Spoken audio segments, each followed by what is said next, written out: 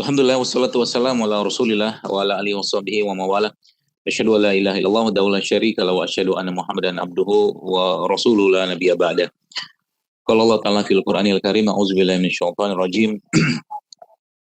Qul in kuntum tuhibbunallaha fattabi'uni yuhibbukumullahu wa yaghfir lakum dzunubakum wallahu ghafurur rahim. Alhamdulillah, kita bersyukur pada Allah atas begitu banyak rahmat karunia nikmat yang Dia berikan kepada kita semua hari ini, dan mudah-mudahan Allah terus tautkan kita dalam nikmat yang berterusan, dalam kebaikan, dalam ketaatan, dalam kebahagiaan karena kepatuhan kita kepada Allah Azza wa Jalla. Dan selawat serta salam kita sampaikan juga kepada manusia yang sangat kita harapkan dan nantikan syafaat dan nanti yaumil hisab, yaitu Rasulullah sallallahu alaihi wasallam. Allahumma shalli wa sallim wa barik ala Muhammad. Baik, teman-teman sekalian yang saya hormati dan khususnya jamaah Jerman mengaji yang hari ini memberi kesempatan mungkin pada saya untuk sharing ya tentang bagaimana tips-tips sehat ya, atau mungkin bagaimana cara kita menjaga kesehatan kita khususnya berkaitan dengan saat-saat pandemi atau mungkin wabah seperti ini. Baik, sebenarnya Bapak sekalian kalau kita bicara tentang kesehatan ya, maka banyak hal yang sebenarnya kita bisa lakukan atau kita bisa optimalkan konsep-konsep yang ada dalam Al-Quran, yang mana itu semua sudah tentunya dijelaskan oleh baginda Nabi alaihissalatu wassalam. Sehingga tinggal kita praktekkan saja, kita aplikasikan saja, maka insya Allah itu akan sangat membantu kita dalam menjaga imunitas ya, atau mungkin jaga kesehatan tubuh kita. Namun satu hal yang penting ya, mungkin buat katakanlah himbauan atau mungkin teguran mungkin buat kita saat ini, khususnya di saat wabah kayak begini. Maka wabah seperti ini menjadi ajang untuk kita melihat atau menilai ya seberapa kuat iman dan imun kita ya. Jadi wabah atau pandemi seperti ini akan menjadi sebuah sarana kita untuk menilai kekuatan iman dan kekuatan imun kita. Kenapa dua hal tadi sering saya sampaikan dan sering berkaitan? Karena memang imunitas dari seorang mukmin itu tidak lepas dari keimanannya. Ketika keimanannya terjaga baik, ya, dia mendapatkan ketenangan, maka otomatis imunitasnya akan terjaga. Karena begitulah yang baginda Nabi SAW ajarkan kepada kita semua. Contoh mungkin kalau kita bicara tentang dosa ya, Rasulullah SAW menjelaskan bahwa dosa itu sesuatu yang mengkhawatirkanmu, menggelisahkanmu, dan membuat kita tidak tenang, ya, itu dosa. Sedangkan ketaatan adalah sebuah atau mungkin ibadah yang kita kerjakan akan menjadikan atau memberikan kita tenang ya, dan memberikan rasa harap dan takut, khauf wa roja kepada Allah, atau mungkin harap dan takut pada Allah Subhanahu wa taala. Maka kata kuncinya adalah bagaimana kita mendapatkan ketenangan tadi ya. Karena ketenangan tadi itu basic ya. Bahkan Ibnu Sina itu mengatakan ya terlepas dari siapapun Ibnu Sina ya, dia mengatakan kesabaran dan ketenangan itu ya sudah 50% dari pengobatan. Ya. Maka kita bisa ambil konsep ya. Ini yang juga sebenarnya ada dalam Al-Qur'an. Allah Subhanahu wa taala menjelaskan kepada kita semua dalam surat Al-Fat ya, a'udzubillahi minasyaitonir rajim. Wallazi anzala as-sakinata fi qulubil mu'minin liyazdadu imanan ma'a imanihim walillahi junudus samawati wal ardi wa kana Allahu aliman hakima. Dialah Allah memberikan ketenangan. Ya, sebuah hal yang saat ini mungkin saya pikir atau menurut saya itu menjadi barang yang langka. Kenapa langka? Karena banyak orang sekarang terlalu sibuk, terlalu parno dengan keadaan wabah ini atau virus ini, sehingga dia lupa dia mungkin seorang penghafal Quran, dia lupa bahwa dia itu orang yang beriman, dia lupa bahwa dia itu orang yang mempunyai Allah, dia lupa bahwa iman itu memberikan ketenangan untuknya, dia lupa seterusnya. Ya, maka di sinilah kita harus kembali pada Allah, Bapak Ibu sekalian, teman-teman sekalian. Kembalinya itu dalam bentuk apa? Ya minta pada Allah ya. Sebagaimana kita membaca di doa setelah sholat fardu ya, atau zikir setelah sholat fardu, Allahumma antas salam, mintas salam, dan seterusnya. Itu kan sebenarnya ya sebuah cara ya dari Allah yang kita bisa optimalkan atau kita bisa aplikasikan dalam kehidupan kita sehari untuk mendapatkan ketenangan. Karena mau cerita pakai herbal, mau cerita pakai pelindung diri, APD, facial, apa segala macam. Kalau orang yang nggak tenang, ya pasti akan turun imunitasnya. Itu konsepnya. Ya, dan ketenangan itu bukan didapatkan dari sesuatu yang sifatnya fisik, ya. Ketenangan itu Allah turunkan, Bapak Ibu sekalian. Jadi ketenangan itu Allah yang memberikan, ya, bukan kita, ya. Bukan kita bisa mendapatkan semudahnya kita, nggak bisa, karena Allah yang memberikan ketenangan itu sebagaimana ayat tadi. Maka kalimat dalam ayat tadi kan walazi anzala sakinah, anzalah menurunkan. Jadi Allah menurunkan, berarti kan dari atas ke bawah. Turun itu kan dari atas ke bawah gitu kan. Jadi bukan dari bawah ke atas seperti yang mungkin kita pakai APD, kita pakai apa, nggak begitu konsepnya. Ya, maka Islam memberikan pedoman kepada kita dalam hal ini dengan cara apa? Ya, kalau mau tenang, ya kuatkan iman. Ya, kalau mau tenang, kalau mau imunnya terjaga, jaga imannya supaya imunnya terjaga. Itu saja sebenarnya. Ya, ya. Jadi dengan cara apa? Ya tadi, jangan bermaksiat, jangan bikin dosa. Ya.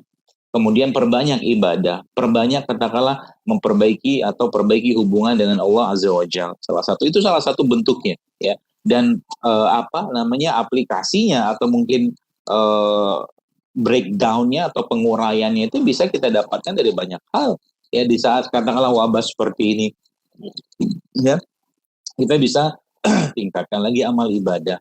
Contoh, kita mungkin kita pernah tahu Imam Ahmad, ya, yang subhanallah bisa menghafal 40.000 hadis, yang beliau rahimahullah menyebutkan bahwa 40.000 hadis yang beliau sampaikan atau beliau ajarkan tersebut itu tidak pernah, ya, beliau sampaikan kecuali beliau sudah mengaplikasikannya atau mengamalkannya, kan begitu, ya.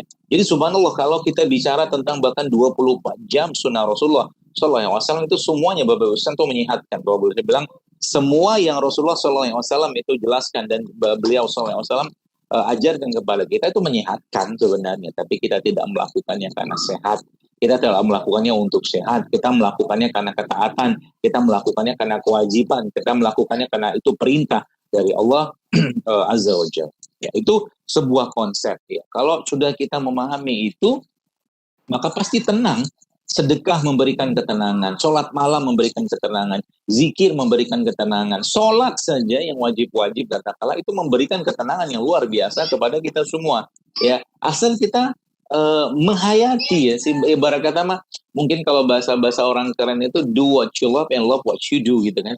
Lakukan apa yang Anda sukai dan sukai apa yang dilakukan. Jadi cintai apa yang kita kerjakan, ya. Jadi membaca Quran itu sebuah kebahagiaan, sebuah tanda kutip morfin untuk kita umat Islam, ya. Membaca, bersodako itu sebuah apa namanya, sebuah cara kita untuk mendapatkan endorfin, ya. Sholat malam juga sama, katakanlah silaturahim juga sama, dan seterusnya. Jadi semua yang Allah perintahkan itu sebenarnya tanda kutip itu cara Allah memberikan kebahagiaan kepada kita, ya. Cara Allah memberikan kebahagiaan kepada kita, sehingga nanti kalau someday ini dijatuh pada titik di mana dia dapat ujian dari situ, ya, maka kita kembali ke sabda Nabi Shallallahu Alaihi Wasallam. Nabi katakan apa? Sungguh ajib, ya, sungguh mengagumkan urusan seorang mukmin, kata Rasulullah SAW. Ya, kalau dia dapat nikmat dia bersyukur, dia dapat ujian, dia dapat nikmat dia bersyukur, dapat ujian dia bersabar. Dua-duanya keutamaan untuknya. Jadi kayak sekarang ini, subhanallah, ya, saya pernah dapat sebuah, ada WA lah jamaah saya juga yang dia mengatakan, dok mohon doa, sekarang saya lagi kena COVID ini. Dia katakan seperti itu ke saya, katakan, dan kok saya sekarang cemas ya dok segala macam. Akhirnya saya ingatkan dia, Bu, saya seorang ibu, ya.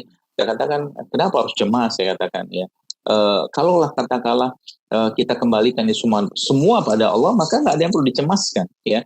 Bahkan saya ajarkan kepada beliau saat itu, saya katakan coba baca doa. Saya katakan ini doa yang kita bisa baca dalam bahasa Indonesia. Ya, saya katakan kepada dia, ya Allah, kalau memang ajalku ada pada wabah virus ini, ya Allah, maka terimalah syahidku, ya, terimalah kematianku, ya, ridhoi kematianku dan ridhoi apa yang sudah kukerjakan dalam hidupku, ya Allah. Namun jika tidak dan jika belum ajalku, ya Allah, maka berikan aku kesembuhan semudah-mudahnya tanpa menyiksakan hal lain di balik kesembuhan tadi. Alhamdulillah setelah baca itu dia menangis, Ustaz, ya. Dia menangis, dan subhanallah setelah menangis itu dia merasa plong, nah, gitu. Nah, inilah yang perlu kita tekankan, ini perlu kita kuatkan dalam hati kita, ya, supaya tidak keliru kita menyikapi segala sesuatu kayak sekarang. Bahkan saya sampaikan kepada banyak orang ya, beberapa teman lah gitu kan, kalau Anda tidak perlu untuk tes ini itu berkaitan dengan virus ini, dan Anda tidak siap, nggak usah kerjakan. Nggak siap, maksudnya nggak siap mental, nggak siap hati. Karena banyak orang akhirnya stres bos sekalian ya.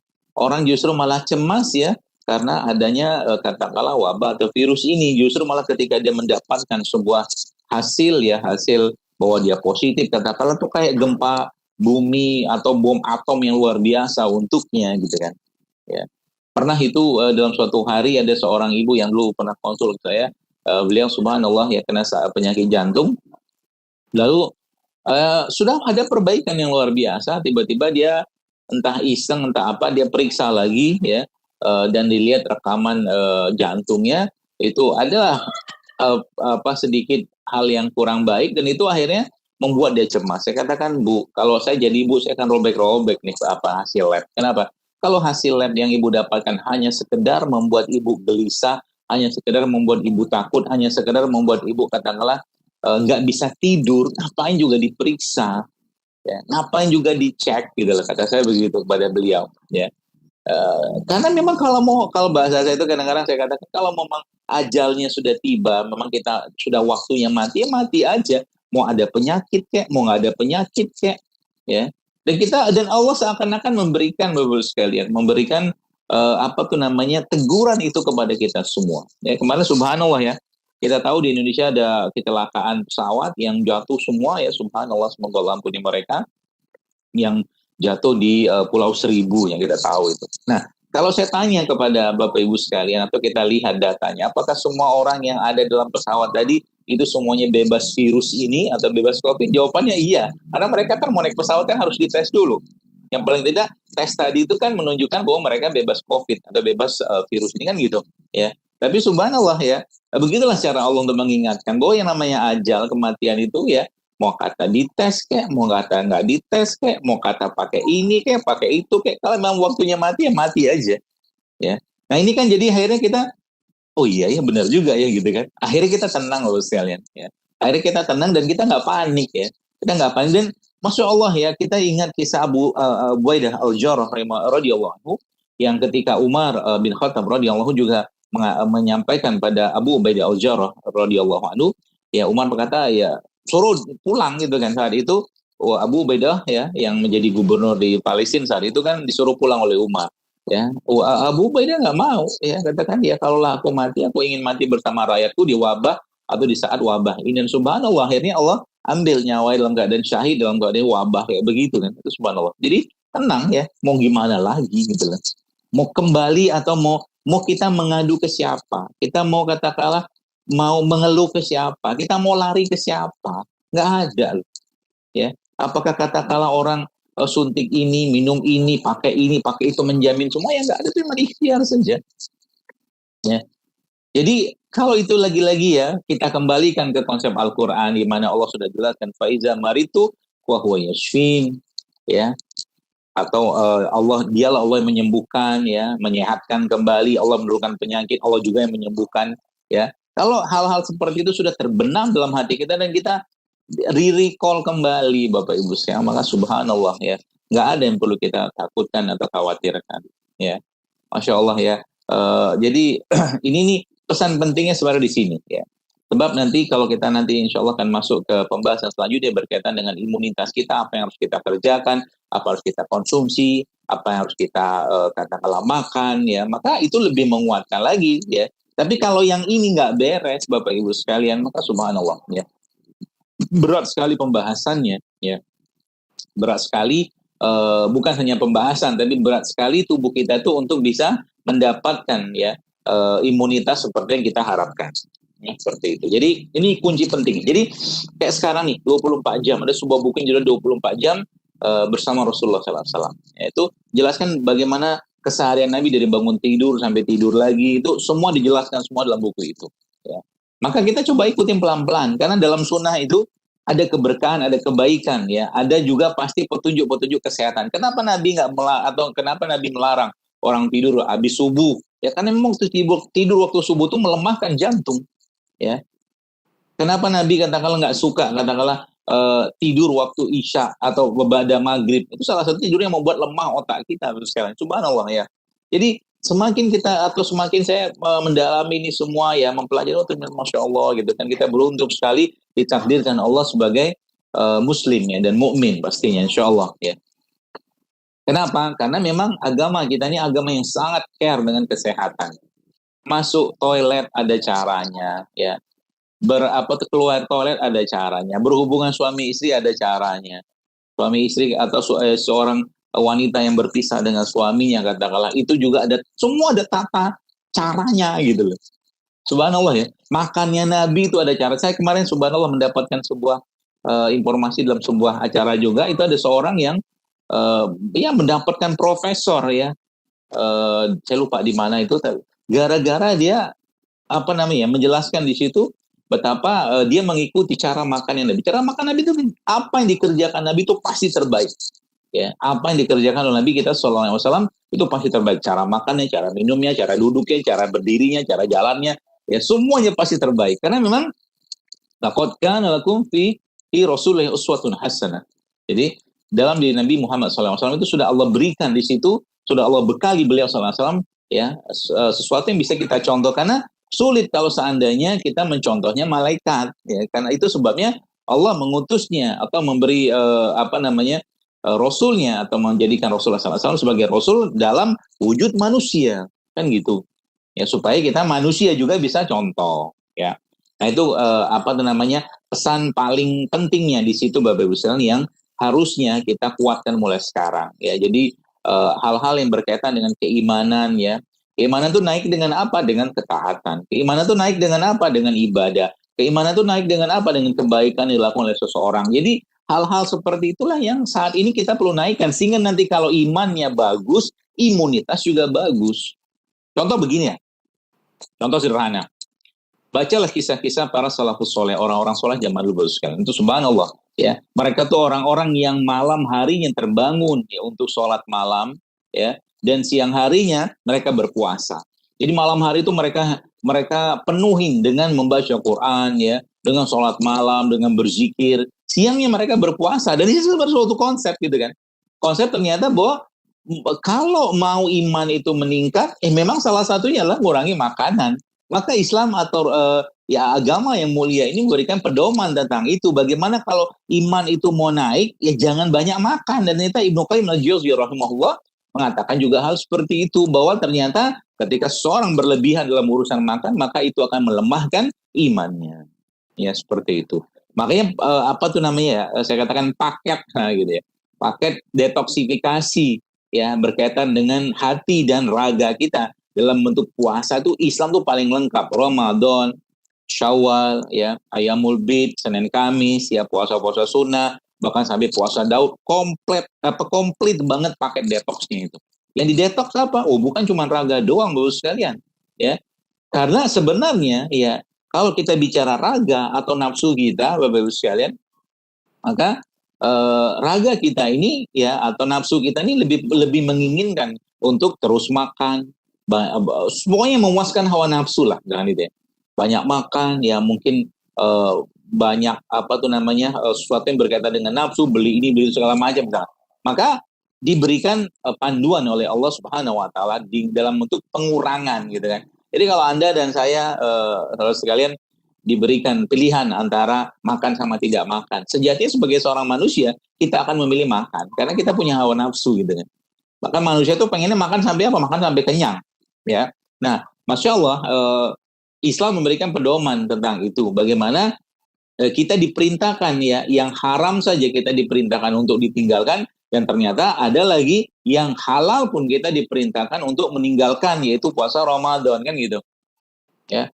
Semua yang sifatnya kebaikan itu disuruh stop dulu ya pada waktu-waktu tertentu, terutama kaitannya dengan makan ya, atau hal-hal yang bisa membatalkan puasa misalkan. Ya, seperti berhubungan suami istri misalkan, sebuah hal yang luar biasa, sedekah ya.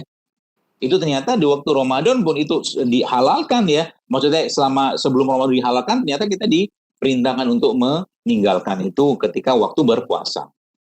Ya, makan ya, minum juga sama. Jadi subhanallah Bapak sekalian, jadi syariat ini pada dasarnya menyehatkan. Ini jadi kesimpulan utamanya itu di situ. Semua syariat yang Allah perintahkan dan dicontohkan oleh baginda Nabi Alaihissalam semuanya menyehatkan, tapi kita tidak melakukannya untuk sehat.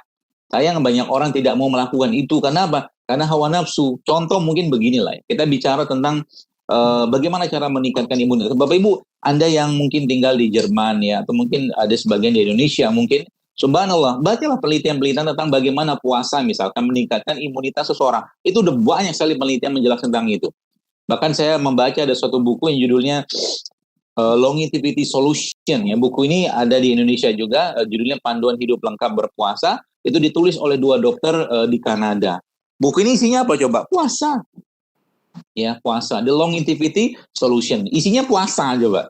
Mereka menjelaskan secara ilmiah tentang puasa. Ya, ternyata orang-orang yang bahkan penyakit-penyakit berat seperti terutama mereka fokusnya ke diabetes, itu ternyata bisa diperbaiki, bahkan subhanallah bismillah pastinya itu disembuhkan dengan berpuasa. Ya, dengan protokol yang mereka buat dalam buku tersebut. Ya, subhanallah ya, Bapak Ibu sekalian. Saya, masya Allah, sayangnya tuh kita belum tahu ya hal-hal seperti itu. Padahal ya banyak konsep-konsep kesehatan ya yang ada pada saat ini tuh, yaitu sebenarnya dasar utamanya adalah dari Islam ya, dan disampaikan oleh Rasulullah dan para ilmuwan-ilmuwan yang pernah ada di zaman keemasan Islam. Ya, seperti itu. Nah, jadi kuncinya di situ. Jadi kalau kita bicara tentang pandemi kayak sekarang ini ya contoh ya, Bapak sekalian, contoh mungkin kita tahu ada hadis Nabi mengatakan ya, seorang yang bersedekah atau bersedekah di pagi hari ya, ketika di subuh hari kayak begitu, maka dia akan mendapatkan doa malaikat. Itu tiap hari begitu. Maka kenapa tidak pakai konsep itu untuk kita mendapatkan kebaikan, rahmat, bahkan dihindarkan dari musibah oleh Allah Subhanahu wa taala dengan bersedekah pagi-pagi misalkan. Ketika subuh mungkin yang bisa ke masjid ya, atau mungkin yang sholatnya di rumah yang nggak bisa ke masjid, ya coba siapkan kain celengan, atau mungkin Anda punya m-banking, pagi-pagi sedekah ke lembaga zakat apa, ke wakaf apa, segala macam. Itu satu poin misalkan. Poin kedua misalkan, ini bicara sedekah saja. Subhanallah Bapak sekalian ya, kita tahu ya bahwa dalam surah Al-Baqarah itu pernah Allah menjelaskan di situ tentang orang-orang yang bersedekah di malam hari. Itu ternyata punya keutamaan sendiri, orang-orang yang bersedekah di malam hari. Ya, bersedekah sembunyi kata Allah, dan orang-orang yang bersedekah di malam hari. Jadi masya Allah ya, hal seperti ini tuh ya, lagi saya katakan ini sebenarnya Islam ini canggih banget ya, canggih banget ya. Ya, kalau kita betul-betul aplikasikan dalam kehidupan kita, mungkin ya tidak bisa sempurna banget, tapi minimal adalah tambahan-tambahan yang misalkan belum pernah, misalkan sholat tasbih, ayo sholat tasbih, misalkan yang biasa yang belum rutin nggak sholat tahajud, ya, ayo rutin nggak sholat tahajud, itu kan salah satu cara. Karena bangunnya dan tidurnya seseorang itu dalam Islam diatur.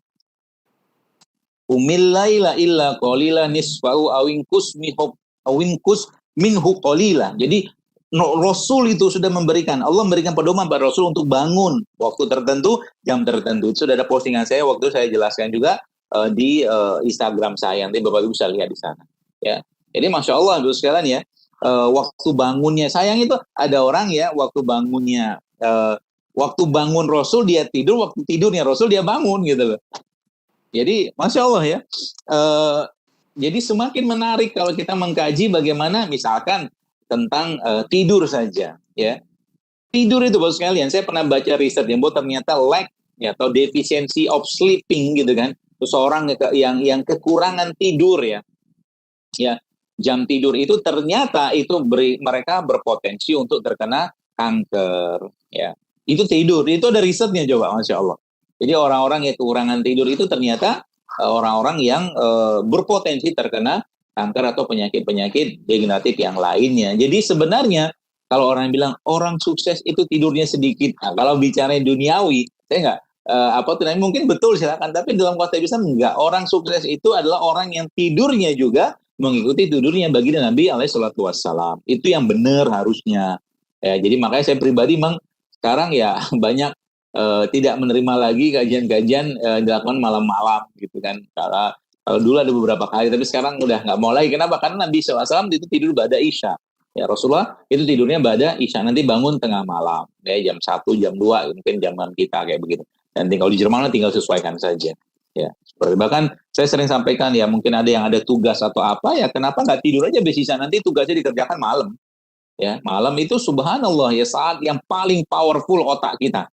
Ya, dan itu sudah diajarkan dalam Islam Bapak sekalian. Para ulama-ulama zaman dulu mereka menghafal Quran ya, mereka mengkaji ilmu itu mereka kerjakan di malam hari ya, terutama di waktu-waktu yang kalau mungkin bahasa kita tuh growth hormonnya kita tuh lagi tinggi-tinggi banget di malam itu. Dan itu dimulai dari jam kurang lebih jam-jam 10 malam gitu kan. Bahkan itu memuncaknya di jam-jam 2, jam 3 gitu kan. Jadi sayang banget kalau seandainya Allah sedang memberikan kedahsyatan ya, sebuah hormon yang kita tidak dapatkan hormon tadi. Nah, itu ya. Jadi syariat itu menyiapkan, maka kerjakan syariat itu dengan baik dan benar sesuai dengan petunjuk baginda Nabi alaihi salatu wassalam. Ya, salat yang benar, ya, baca Quran yang benar, ya.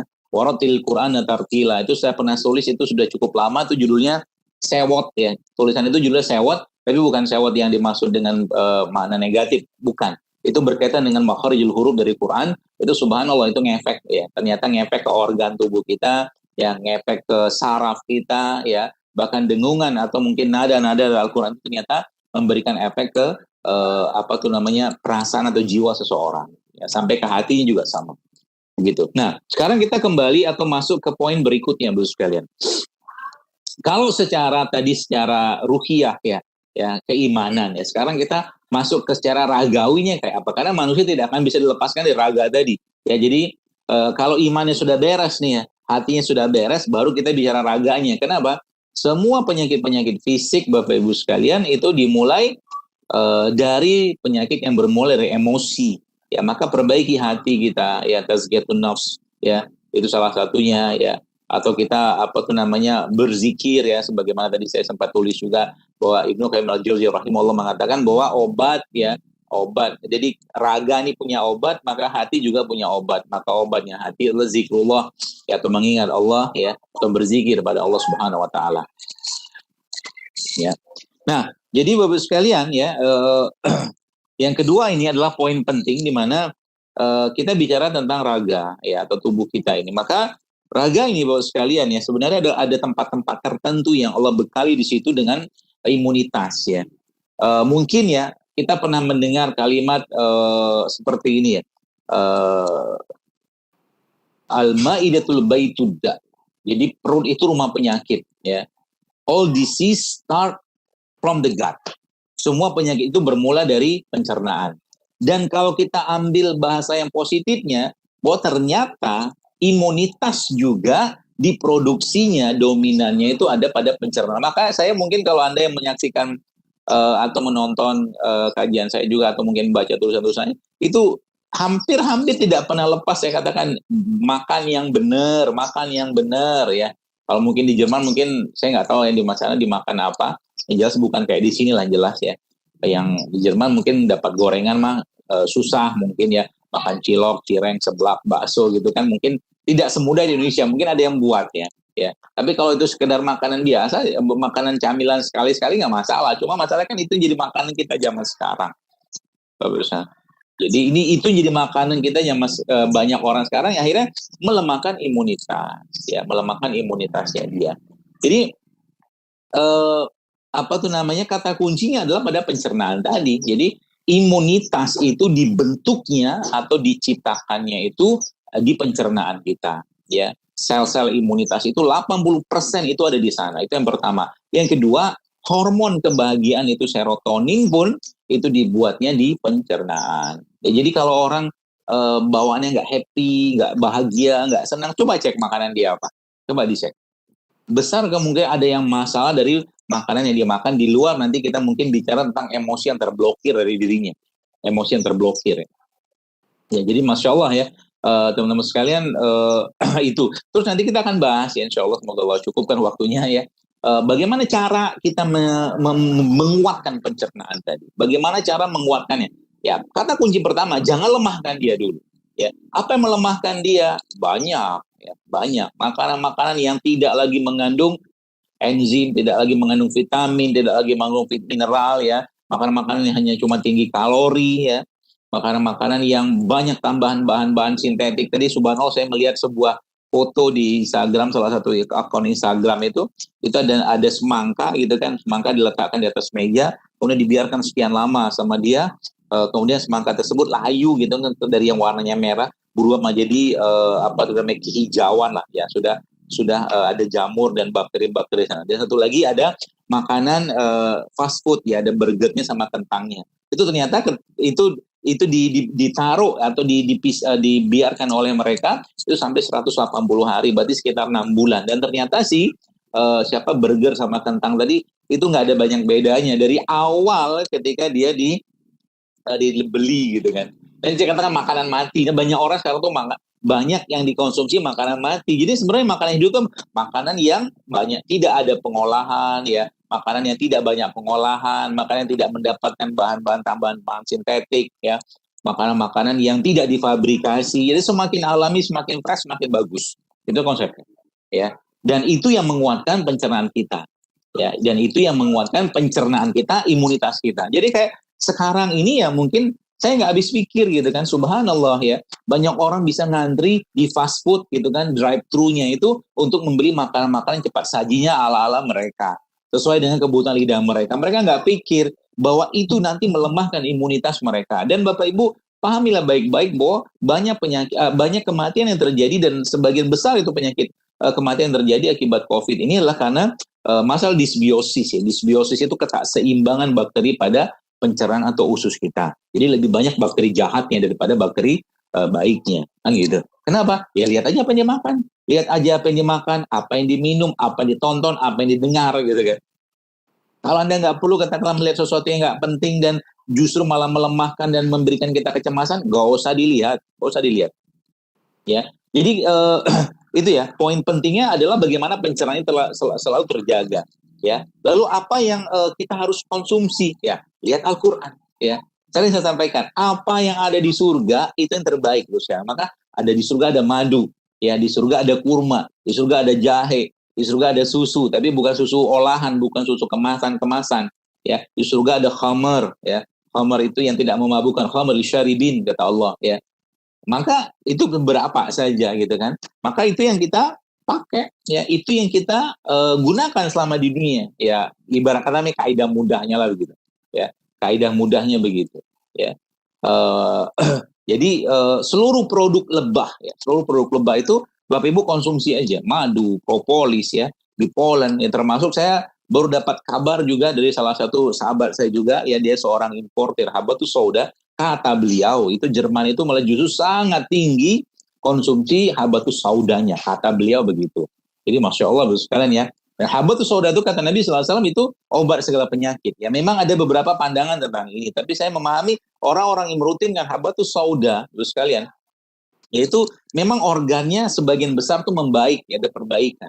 Ya bahkan kalau saya kasih resep sederhana untuk Anda ya, untuk menjaga imunitas Anda ya sepanjang hari dari pagi sampai sore itu gampang sekali. Anda ambil air putih gitu kan, 1 gelas 300 mili gitu, lalu Anda tambahkan di situ madu ya, 1-2 sendok secukupnya, lalu madu tadi Anda tambahkan sedikit dengan mungkin setengah sendok teh lah probiotik ya, probiotik yang tadi yang saya sebutkan di surga itu ada khamarnya. Khamar itu kan fermentasi, tapi tidak memabukkan. Ya, khamar atau probiotik ini ya, cairan probiotik ini masukkan sedikit dalam madu tadi, lalu Anda minum dengan habatus sauda yang serbuk tadi. Kalau Anda nggak punya di sana kapsul, Anda bisa makan atau minum yang langsung biji-bijinya tadi ya. Mungkin ya sekitar 1 sendok makan cukuplah 1 hari. Ya, insya Allah itu Anda makan tiap hari. Itu sangat powerful dalam menguatkan imunitas kita. Jadi madu, habatus sauda, probiotik. Itu saja.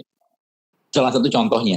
Ya. Nah, tambah lagi dengan mulai mengkonsumsi kayak kurma. Ya, ini sederhana saja. Tapi ketika kita sudah mulai aware, kita sudah mulai waspada, kita sudah mulai peduli dengan tubuh kita, Bapak sekalian, maka tubuh kita tuh itu boleh saya katakan tubuh kita tuh dokter terbaik. Dia bisa memperbaiki dirinya sendiri. Dia bisa mereparasi dirinya sendiri, ya. Nah, tadi ya pencernaan. Nah, maka kata kunci kalau kita bicara tentang menguatkan pencernaan cuma 2 saja yang Bapak Ibu ingat baik-baik. Kalau nggak probiotik, prebiotik, itu aja. Ya, jadi sering Bapak Ibu mendengar kata-kata saya sayur, buah, rempah, rimpang, itu semua prebiotik kurang lebih lah. Ya. bahasa umumnya itu prebiotik kalau saya mungkin membahasakan. Dan probiotiknya itu apa ya? Probiotik itu sesuatu yang bersifat fermentasi ya. Ya, kayak Indonesia kan tape, tempe ya, atau mungkin di Jepang ada miso, di Korea ada kimchi, di Jerman ada apa saya nggak tahu yang fermentasi gitu ya. Nah, itu fermentasi. Semua yang fermentasi itu menguatkan imunitas. Ya, itu salah satu rahasianya. Ya, saya baru ngerti, mungkin ini salah satu kenapa orang di surga itu ya, pasti tentu Allah sudah sehatkan semua ya. Tapi di surga Allah memberikan minuman terbaik kepada mereka yaitu Homer. Homer itu kan makan minuman fermentasi sebenarnya. Zaman dulu orang-orang Arab membuat Homer itu kan dari kurma ya, kurma yang dibuang bijinya kemudian dimasukkan dalam batang-batang kurma lalu dikasih air ditutup sekian lama itu kan Homer tuh. Ya kayak begitu. Ya, maka cuka itu salah satu bentuk produk fermentasi. Ya, kalau tidak ada ya kita bisa dapatkan produk-produk probiotik yang lain yang kita bisa konsumsi rutin kan konsumsi tiap hari Busnya. Dan itu risetnya, penelitiannya udah sangat-sangat banyak, cuman kita aja banyak nggak tahu ya tentang probiotik ini. Ya, banyak. Saya pernah lihat beberapa produk-produk itu ada juga yang masuk ke Indonesia. Ya, dan kalau mau buat sendiri juga bisa menggunakan apa tuh namanya sayuran, buah-buahan terutama. Itu juga sudah pernah saya ajarkan di Instagram juga, Bapak Ibu bisa lihat nanti di sana. Ya, namanya ekoenzim dan klasik enzim. Itu salah satu caranya. Nah, kemudian yang tadi probiotik gitu kan. Jadi semua yang fermentasi coba usahakan mulai dimakan tiap hari, apapun bentuknya. Ya, karena itu meningkatkan imunitas. Ya, kalau misalkan sekarang lagi heboh-heboh ada apa tuh namanya kusul hindi, boleh nggak diminum ya silakan. Tapi kalau saya tidak menyarankan kusul hindi itu dimakan atau dikonsumsi terus-menerus karena itu derajat panasnya tinggi sekali ya kusul hindi itu. Ya, kalau ada lendir bagus banget dia. Ya, tapi kalau untuk dirutinkan terus-menerus nggak cocok. Ya, sebenarnya kalau kita mengandalkan probiotik ini saja, insya Allah sudah sangat cukup. Tambahkan lagi dengan makanan yang probiotik atau makanan yang bakteri tadi yang kita kenal sebagai prebiotik ya. Ya madu, kurma, ya rempah-rimpang mungkin di sana bisa didapatkan ya, atau mungkin sayuran, buah-buahan itu semuanya adalah makanan buat bakteri tadi ya. Makanan buat bakteri tadi yang kita kenal sebagai prebiotik. Jadi dua kombinasi ini subhanallah ya kalau kita apa tuh namanya lakukan saja tiap hari, tambah lagi mungkin dengan olahraga ya. Saya kemarin pergi ke satu daerah, mau saya sebutkan di mana, saya ketawa aja ngelihat tempat itu ya. Saya ada nginap satu hotel, ada satu tempat itu ada pasar rakyat lah mungkin ya pasar rakyat hari Ahad itu kan. Sebelahnya itu ada tempat olahraga gitu kan. Tempat olahraganya ada joggingnya segala macam itu kan. Itu ditutup, yang dibolehkan orang rame-rame justru malah di pasar. Saya ketawa aja. Ya. Sayang banget ya. Kita nggak ngerti, bukan nggak ngerti, mungkin belum paham atau kayak gimana gitu kan. Banyak orang akhirnya mementingkan ekonomi. Oke silakan ekonomi, tapi kesehatan itu kalian lihat dari makanan yang dijual di sana itu geleng-geleng kepala aja gitu kan. Banyak sekali makanan, sebagian besar tuh makanan yang jual makanan nggak sehat gitu kan. Ya. Sedangkan tempat yang kita bisa mendapatkan keringat itu malah ditutup. Ini kan aneh gitu kan. Makanya di saat wabah seperti sekarang ini Bapak sekalian, mau hujan kayak mau nggak hujan kayak kan olahraga bisa dikerjakan di mana aja. Ya. Pernah juga saya posting tentang bagaimana tubuh kita tuh sangat sangat luar biasa menghasilkan hormon-hormon ya, endorfin atau segala macam ketika orang itu berolahraga ya. Di rumah juga bisa, kalau nggak di rumah Anda mungkin yang di Jerman mungkin ada beberapa tempat-tempat yang masih dibuka, pergi aja, apalagi kita bisa berinteraksi dengan alam. Sekarang kan juga termasuk ya berjemur ya, juga meningkatkan diversitas dari bakteri-bakteri yang ada pada pencernaan kita. Itu salah satu caranya ya, ya subhanallah. Jadi sebenarnya mudah ya Bapak sekalian ya. Tapi tadi ya kalau Anda mendengar penjelasan dari awal tadi ya harus tenang. Kalau nggak tenang ya nggak bisa gitu kan. Kalau nggak tenang tuh nggak bakal bisa imunitas itu terbangun dan terjaga ya. Ketenangan tuh dapat dari mana? Dari iman, dari Allah, dekat sama Allah ya, dekat sama agama, dekat dengan ilmu syar'i. Itu ya mudah ya. Kesannya mudah tapi ya tidak semudah itu ya, makanya godaannya banyak. Baru saja mau hidup sehat, tiba-tiba ada godaan. Ya. Baru saja mau hidup sehat, ya tiba-tiba muncul lagi ya penyakit-penyakit lama, saya katakan. Ini bagaimana cara mengatasinya? Perbaiki motivasinya. Innamal a'malu binniyat.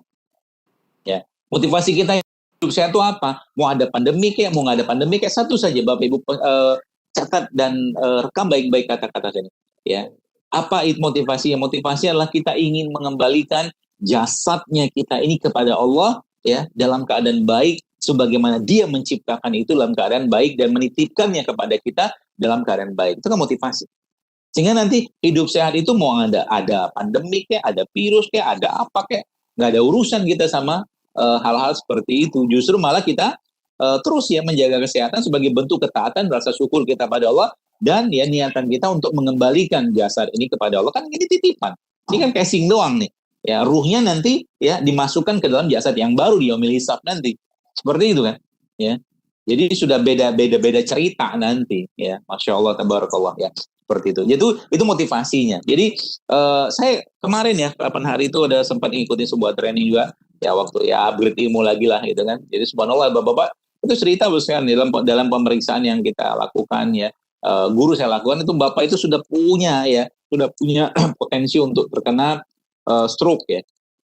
Tapi ya akhirnya ya qadarullah ya, masya Allah, dan dengan izin Allah akhirnya dia melihat ya beberapa video-video saya, tulisan saya juga, dan dia mulai terapkan ya. Dia mulai nggak makan tepung-tepungan, dia mulai nggak makan goreng-gorengan ya. Dia mulai memperbaiki pola makannya. Ternyata ya setelah dilihat, diperiksa lagi itu ya yang tadi mau stroke tadi itu mulai menghilang ya. Tanda-tanda itu di tubuhnya ya. Jadi masya Allah ya, luar biasa dahsyatnya makanan itu ya. Bagaimana makanan itu bisa memperbaiki tubuh seorang, bahkan menyelamatkan seseorang ya. Kemarin juga waktu saya launching buku 200 resep sehat DSR itu juga sama. Saya katakan ini bukan cuma sekedar resep ya, tapi kalau kita memang niatkan minta sama Allah agar Allah memberkahi resep tersebut dan Allah memberikan kesembuhan resep tadi, maka berapa banyak orang bisa selamat ya. Kayak mungkin Bapak Ibu yang sudah pernah membaca tentang postingan saya tentang Ultimate Kunyit. Ultimate Kunyit itu kan isinya kunyit, serai sama jeruk nipis ya. Itu salah satu minuman yang enak sekali yang bisa dikonsumsi ya. Kita bisa konsumsi setiap hari juga ya, selangsung dengan minuman yang lain. Itu ternyata banyak sekali menyelamatkan, bukan menyelamatkan tapi memperbaiki ya pola-pola menstruasi bagi akhwat-akhwat yang meminum itu ya, atau juga yang belum punya keturunan juga sama ya. Itu masya Allah besar. Hanya seperti itu ya. Karena memang saya berpikirnya kesehatan itu sesuatu yang orang harusnya bisa akses dengan mudah gitu kan. Jadi harusnya bisa akses dengan mudah, dapatkan dengan mudah, bahkan gratis gitu kan. Kalau dia harus mengeluarkan biaya nggak mahal-mahal banget, maka masya Allah ya, kita di Indonesia itu kan luar biasa bro sekalian ya. Kita punya harta karun ya, berupa tanaman-tanaman obat, rempah-rimpang ya, yang itu semua kita dikombinasikan dengan pola-pola makan yang baik ya. Bukan satu kasus yang saya dapatkan, puluhan, ratusan, udah masya Allah mungkin ribuan ya, yang saya mendapatkan testimoni dari orang-orang yang nggak jadi operasi ya, bahkan operasi jantung gara-gara mengkonsumsi ya bismillah semua tentunya rempah-rempah rimpang tadi. Jadi mudah sebenarnya, tapi kalau niatannya nggak kuat nggak bisa ya. Apalagi mungkin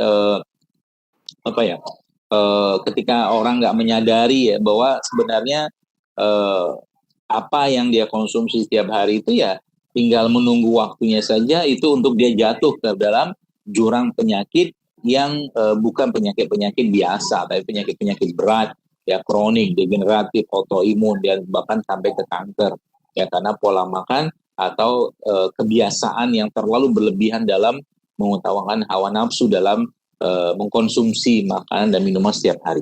Nah, maka tadi ya Islam memberikan pedoman untuk mengerem itu ya, salah satu dengan puasa. Tidak heran Ibnu Katsir rahimahullah menyebutkan ayat yang sering kita dengar, wa kulu washrabu la tusrifu, makan dan minum makanan tapi jangan berlebihan. Beliau rahimahullah mengatakan bahwa ayat ini 50% ilmu kedokteran ada pada ayat ini. Saya katakan ya benar. Ya, karena penyakit ditanyalah pada orang yang kena kolesterol, tanya pada orang yang kena penyakit jantung atau penyakit berat. Kira-kira pola makan mereka gimana? Apakah mereka rutin berpuasa? Apakah mereka rutin makan buah, makan sayur? Ya, memperbaiki pola makan dan tidak memakan yang tidak diperlukan? Tanya aja. Pasti ada masalah dalam apa yang mereka konsumsi. Kalau enggak urusannya ke halal mungkin ya, Atau kalau paling ya kalau muslimnya jelas tidak lah, insya Allah tidak kita menjaga yang hal tadi. Ya urusannya kedua hal tadi, baik atau toib dan berlebihan dan tidak berlebihan. Itu aja sebenarnya. Ya. Jadi kalau hal seperti ini sudah mulai kita pahami Bapak Ibu sekalian ya, alhamdulillah ya Masya Allah begitu mudah sebenarnya mengobati penyakit. Apalagi ditambahkan dengan satu bentuk pengobatan ya yang sudah diajarkan Nabi kita SAW yaitu berbekam atau hijamah ya. Hijamah juga sama ya, banyak umat Islam juga belum tahu ya apa tuh namanya bahwa ketika Nabi Muhammad SAW Isra Mi'raj ya, beliau SAW diberikan perintah oleh para malaikat, ya Muhammad murahmatika bil hijamah. Wahai Muhammad ya SAW, perintahkanlah umatmu untuk berbekam. Ya. Jadi coba Masya Allah nanti bisa belajar Bapak Ibu sekalian. Saya dulu pernah waktu sebelum pandemi ini diundang kedutaan di Qatar waktu itu, dan saya ajarkan bekam ya kepada para keluarga Muslim di sana yang ya bisa hadir saat itu ya. Saya katakan soalnya ilmu ini kalau bisa Anda pakai itu Masya Allah ya. Apa tuh namanya, Anda bisa ya pas lagi apa namanya waktunya berbekam pada tanggal 17 atau 19, 21 ya, yang itu ada hadisnya, tapi di luar tanggal itu pun bisa, itu ya mulailah rutinkan berbekam pada tanggal-tanggal tersebut ya. Atau mungkin tidak pada tanggal tersebut juga bisa. Jadi misalkan ada penyakit-penyakit seperti ya lagi pusing, sakit kepala atau badan pegel atau segala macam, itu bisa dilakukan dengan cara berbekam. Ya tentunya bekam yang seperti Nabi Muhammad SAW ajarkan, yaitu bekam yang dikeluarkan darahnya. Dan kalau itu kita pelajari bos sekalian ya, ilmunya kan ya nggak sulit-sulit banget lah, bisa dipelajari insya Allah. Tapi memang harus ada guru yang mengajarinya. Ya itu Masya Allah banyak sekali hal-hal yang luar biasa yang kita bisa dapatkan dari salah satunya bekam, dan bukan hanya manfaat tapi keberkahan yang luar biasa dari itu semua. Saya kira mungkin cukup, sudah hampir jam 5 lebih 6 menit di sini. Kita lanjutkan beberapa menit ke depan mungkin dengan tanya jawab. Saya kembalikan lagi kepada moderator. Wallahu a'lam bishawab. Assalamualaikum warahmatullahi wabarakatuh. Waalaikumsalam warahmatullahi wabarakatuh. Baik, sesi pertama telah selesai. Afwan dokter tadi listrik di sini mati jadi down. Oke. Kita sekarang masuk ke sesi kedua, sesi pertanyaan. Mungkin dari rekan-rekan atau pemirsa sekalian ada yang ingin bertanya, bisa mengaktifkan fitur raise hand di aplikasi Webex atau bisa berkomentar di YouTube kami. Oke, dokter, ini udah ada pertanyaan dari Akhrakan. Kapan waktu terbaik untuk mengkonsumsi air madu plus habatus soda tadi? Kemudian apakah benar khasiat madu akan hilang ketika dicampur dengan air hangat dan atau diaduk dengan sendok logam? Jazakallah. Baik, bismillah. Kapan waktu terbaiknya? Kalau memang kalau ditanya kapan ya, kalau saya menggunakan dua prinsip ya. Pertama, prinsip yang ada dalam Quran, contoh begini.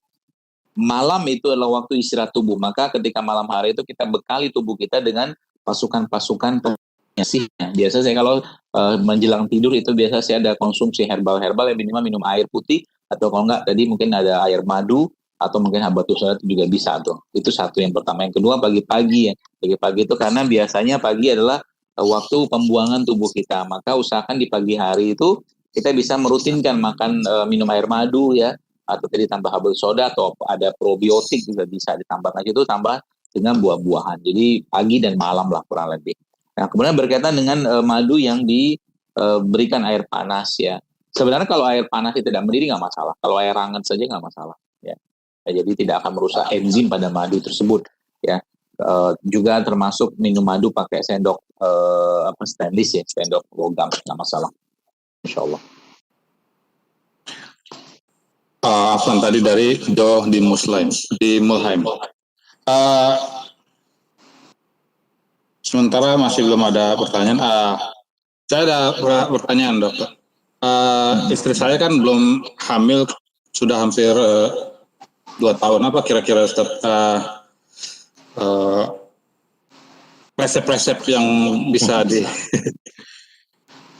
diminum atau dikerjakan? kemarin tuh bukan kemarin, beberapa pekan yang lalu ya, itu ada yang DM ke saya dan sempat saya jawab juga, itu 16 tahun akhir. 16, konsultan 16. Dan jadi kalau antum 2 tahun ya belum apa-apa. Cuman ya kata kuncinya memang ketika ya mereka mengikhlaskan, ya merelakan, mempasrahkan semua pada Allah, dan tidak cukup hanya itu saja ya. Mulai memperbaiki pola makan ya, mulai puasa sunnah ya. Jadi makan pun sudah mulai perbaiki, baik suami atau istrinya. Kemudian mengkonsumsi beberapa jenis herbal-herbal yang sebenarnya sudah banyak postingan tentang itu ya. Itu nanti antum bisa baca sebenarnya di sana ya. Minimal biasanya 3 hal tuh yang saya tidak boleh tanda kutip tinggalkan, yaitu ya kunyit ya. Kunyit, madu, habatus sauda ya, itu insya Allah juga sangat baik ya dikonsumsi untuk menguatkan kan. Termasuk ramuan ultimate kunyit, nanti antum coba buka aja di Instagram, itu juga sama, ada namanya ramuan ultimate kunyit, itu sangat baik ya, sangat baik. Mana dia? Sangat baik dalam apa ya, memperbaiki reproduksi ya.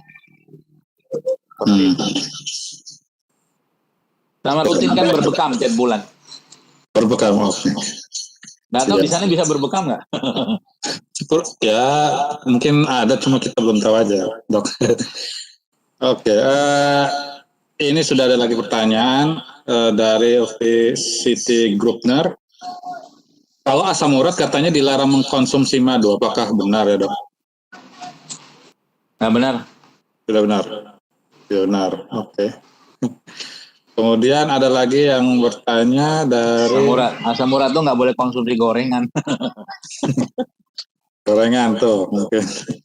Di sini nggak tahu di Jerman ada juga gorengan nggak? Ada kali ya. Ya mungkin ada masak gorengan. Mereka kan udah ada keahlian memasak sendiri. Oke, bagaimana mengenai tape? Bagaimana dengan kandungan alkoholnya? Juga makan probiotik apa saja yang bisa dikonsumsi yang halal? Kalau wine atau arak dari beras kan juga mengandung alkohol ini. Ya, kalau pertanyaan alkohol ya semua buah juga ada alkohol.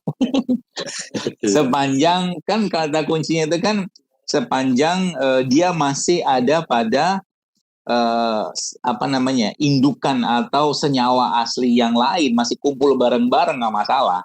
Yang pertama. Yang kedua, dia tidak memabukkan ya.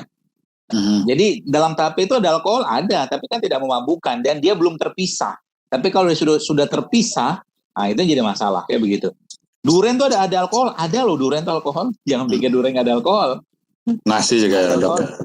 Ya sama, semua yang mengandung karbohidrat ya. Karbohidrat ketemu air kan pasti dia akan fermentasi menciptakan gas. Ya. Alkohol itu salah satunya. Oke, dok, ya ini juga ada pertanyaan lagi. Izin bertanya, apakah baik mengkonsumsi minyak habatus sauda, minyak zaitun dan madu bersamaan, atau bagaimana baiknya? Jazakallah khairan. Minyak zaitun, minyak habatus sauda, sama madu bersama-sama. Kalau tidak dalam jumlah berlebihan nggak masalah sih. Mungkin kalau minum minyak, kan minyak kan secara umum kan dia panas ya, sifatnya panas. Ya maka kalau Anda minum itu ya sebaiknya mengkonsumsi air lebih banyak, air putih ya. Ya, misalkan kalau lagi minum itu ya 1 sendok minyak habatus sauda, mungkin sendok teh ya. Terus 1 sendok minyak zaitun, kemudian dengan air mungkin 300-400 mili yang dicampurkan madu, itu nggak masalah.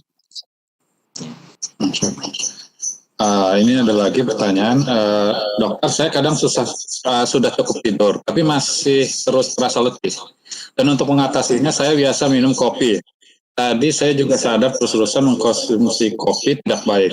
Kira-kira bagaimana tips istirahat yang baik biar ketika bangun tidak lelah? Jazakumullah khairan. Dari aku.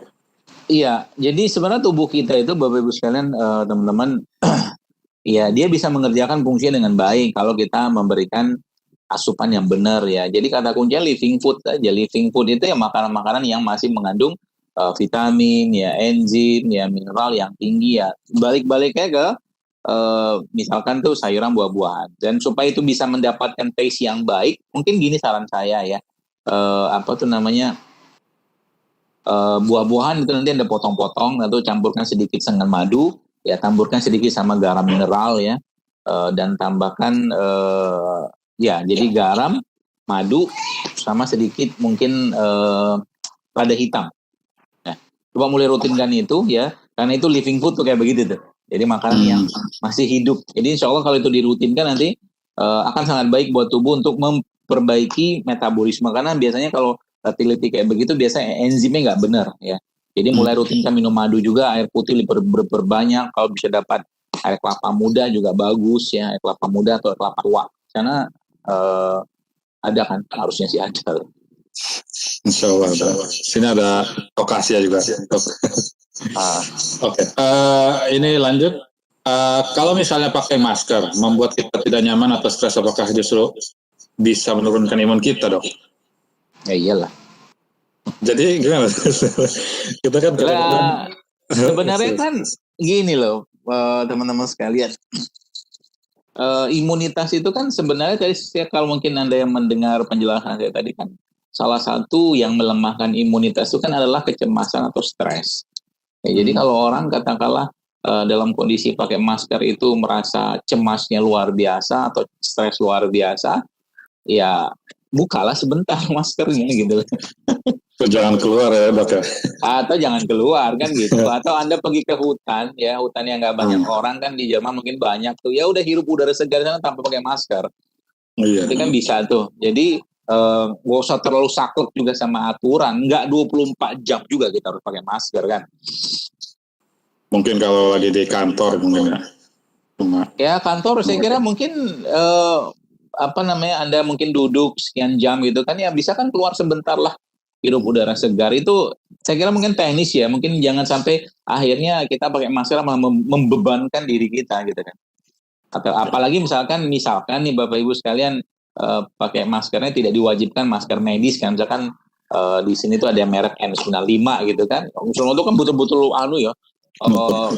nutup banget. Kalau cuma masker biasa itu kan ya dikit-dikit turun kan. Masih ada buka. Karena imunitas itu kan bukan dari masker ya. Kan sudah dijelaskan tadi. Oke, baik Dok. Ada lagi. Assalamualaikum warahmatullahi wabarakatuh. Izin bertanya, apakah ibu hamil boleh mengkonsumsi habatus soda secara rutin, Dok? Ya usah. Ibu hamil kalau saran saya sarankan madu, kurma, sama minyak zaitun aja. Jadi madu 1-2 sendok makan sehari, kurmanya 7 butir sehari, zaitunnya 1 sendok makannya cukup, insya Allah. Vitamin E-nya dapat, Fe-nya dapat, ya, seratnya dapat, ya, asam amino dapat, ya, apalagi kalau bisa minum tadi air kelapa, ya, itu juga sangat baik, insya Allah. Ini ada pertanyaan lagi. Kalau saya hipotiroid sudah 30 tahun dan saat ini saya ada benjolan di sendi-sendi dan kaki sebelah kiri bengkak. Bagaimana solusinya? Kemarin saya selama 2 minggu minum cuka apel dan madu, malah semakin sakit dan bengkak. Ya nggak cocok. Nggak cocok. Iya, kalau kondisi tiroid kayak begitu ya benerin tiroidnya ya. Kalau memang saya nggak tahu sih, tapi saya berasumsi ini tiroid beneran ya. Yang jelas kalau tiroid Anda membutuhkan berapa suplemen yang mungkin Bapak Ibu bisa dapatkan. Pertama, spirulina ya, coba rutinkan minum spirulina ya. Samplet spirulina itu ganggang itu kan. Itu yang pertama. Lalu yang kedua PCO ya, PCO juga bisa mungkin Bapak Ibu konsumsi minyak virgin coconut oil ya. Itu kemudian kalau bisa ketemu namanya licorice ya, licorice. Itu kayu manis Cina itu. Nah, licorice itu juga bisa digunakan untuk tiroid ya. Sama tambahkan lagi dengan madu ya, mungkin tambahkan juga mungkin nanti bikin wedang jahe sama apa tuh namanya, serai ya, jahe sama serai. Insya Allah membantu. Insya Allah. Ini ada pertanyaan kembali. Kalau di luar negeri kan banyaknya tersedia rimpang sudah dalam bentuk bubuk, misalnya bubuk kunyit, jahe dan kawan-kawan. Apakah itu tidak apa-apa, Dok? Dalam bubuk. Apa yang ada aja lah. Jadi ya kalau ada ideal kurang gitu mungkin ya. Kalau mau ideal ya yang masih fresh ya, tapi kalau nggak dapat yang ideal ya apa yang ada aja, nggak apa-apa. Ini pertanyaan sangat saya sekali. Gimana caranya istiqomah menahan godaan pantangan makanan yang buruk-buruk kayak gorengan dan kawan-kawan, Dok? Iya, sama Masalah kayak semua. orang ya, sama kayak bagaimana cara saya bisa rutin sholat tahajud kan gitu. Karena saya sering bolong-bolong kan gitu. Ya pertama dipaksa, yang kedua cari tahu keutamaannya apa sholat tahajud itu. Nah sama juga dengan pertanyaan ini. Jadi kalau tanya bagaimana cara saya istiqomah, ya Anda cari tahu kira-kira kalau saya hidup sehat, badan saya fit, kira-kira apa yang saya dapatkan gitu kan. Jangka pendeknya apa, jangka panjangnya apa. Cari sendiri. Nanti kalau sudah ketemu, oh iya benar ya ternyata ya. Dan saksikan orang-orang atau lihat atau kunjungi orang-orang yang sakit. Yang kemarin tuh saya lihat dapat konsulan ada orang umur 25 tahun loh Pak, Bu. Kena stroke loh. Kena stroke. Ya, jadi banyak orang tuh sekarang dengan apa yang dikonsumsi tiap hari, dia nggak sadar dia sudah ada pada jurang, ya jurang apa ya? Mungkin kalau bilang jurang penyakitnya dia gitu kan, subhanallah ya. Jadi itu titik itu harus Anda capai dulu. Kalau nggak tuh nanti ya gitu-gitu terus. Sampai kapan mau hidup kayak begini? Apalagi kan sudah saya jelaskan tadi motivasinya gitu kan. Berarti kita nggak boleh sekali cheating-cheating. Nggak boleh lah, silahkan aja. Tapi 80% yang kita konsumsi setiap hari itu lebih banyak yang baik, yang sehat-sehatnya. 20% silakanlah cheating. Ya, nggak masalah. Gitu.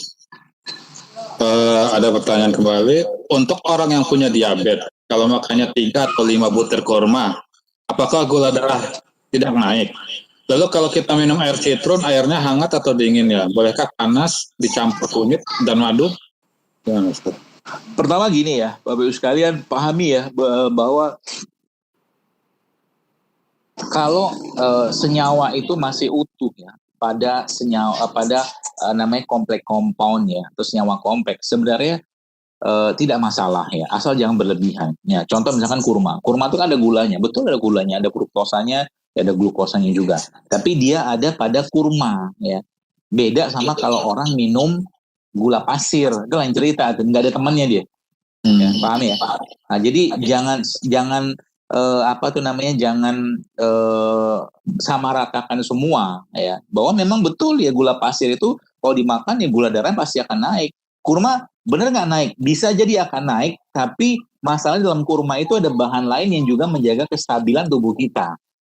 Namun kondisinya karena memang orang tersebut misalkan lagi kena diabetes bahkan ya sudah nggak usah banyak-banyak makan kurmanya. Dia makan kurma ternyata 3 tuh langsung gula darah naik. Jangan 3